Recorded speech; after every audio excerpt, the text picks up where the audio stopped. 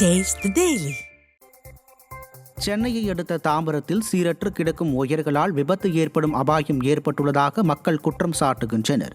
தாம்பரம் வேளச்சேரி பிரதான சாலையின் நடுவே தனியார் நிறுவனங்களுக்கு சொந்தமான ஒயர்கள் தொங்கிய நிலையில் சீரற்று கிடக்கிறது. பருவமழை காலங்களில் காற்று வேகமாக வீசக்கூடிய நிலையில் தொங்கிக் கொண்டிருக்கும் இந்த ஒயர்களால் விபத்து ஏற்படுவதாகவும் இதனை அதிகாரிகள் கண்டுகொள்வதில்லை எனவும் வாகன ஓட்டிகள் குற்றம் சாட்டியுள்ளனர்.